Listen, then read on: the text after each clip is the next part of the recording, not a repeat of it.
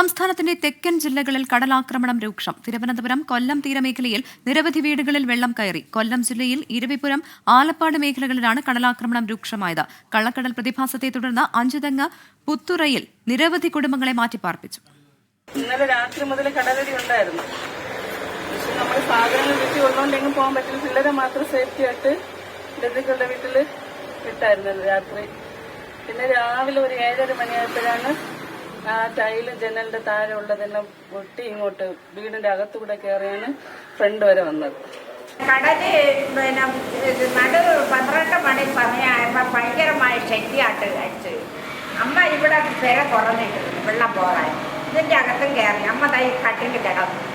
ഈ വയ്യാത്ത അമ്മ എവിടെ ഓടി ഇറങ്ങും മക്കളെ? തിരുവനന്തപുരത്ത് നിന്ന് അഖിൽ ഷാ അൻസാർ ചേരുന്നുണ്ട് വിവരങ്ങളുമായി. അഖിൽ ഷാ, മുൻപ് തന്നെ ഈ കള്ളക്കടൽ പ്രതിഭാസത്തിന്റെ ഭാഗമായി കടലേറ്റ സാധ്യത പ്രവചിച്ചിരുന്നു. ഇതിന്റെ ഭാഗമായി ഇവിടെ നിന്നുള്ള ആളുകൾ മാറി താമസിക്കണമെന്ന നിർദ്ദേശവും അധികൃതർ നൽകിയിരുന്നതാണ്. ഇവിടെ ഇപ്പോഴും കുടുംബങ്ങൾ താമസിക്കുന്നുണ്ടോ? എന്താണ് നിലവിലെ സാഹചര്യം? പ്രവിത, ഈ അഞ്ചുതെങ്ങ് പൂത്തറ ഭാഗങ്ങളിൽ നിലവിലും ചില ആളുകൾ ഈ തീരദേശത്തുള്ള, പ്രത്യേകിച്ച് ഈ കടലിനടുത്തുള്ള സ്ഥലങ്ങളിലൊക്കെ ആളുകൾ താമസിക്കുന്നുണ്ട്. അത്തരത്തിലാണ് ഈ ചില നിർദ്ദേശങ്ങൾ ഉണ്ടായിരുന്നുകൊണ്ട് തന്നെ വീട്ടിലെ സാധനങ്ങളും അതുപോലെ തന്നെ അത്യാവശ്യം കുറച്ച് ആളുകളൊക്കെ മാറി താമസിച്ചിരുന്നെങ്കിലും കുറച്ച് ആളുകൾ ഇപ്പോഴും ഈ വീടുകളിൽ താമസിക്കുന്നുണ്ടെന്നുള്ള ഏറ്റവും പ്രധാനപ്പെട്ട കാര്യം. ഇന്നലെ രാത്രി ഉണ്ടായ കടലാക്രമണത്തിൽ പൂത്തുറ ഭാഗത്താണ് ഏറ്റവും കൂടുതൽ നാശനഷ്ടങ്ങൾ ഉണ്ടായത്. അതായത് ഒരു വീട് ഭാഗികമായി തകരുന്ന സ്ഥിതിയിലേക്കുണ്ടായി. അവിടുത്തെ നിരവധി വീടുകളിൽ കടലാക്രമണം കാരണം വെള്ളം കയറുന്നൊരു സാഹചര്യമുണ്ടായി.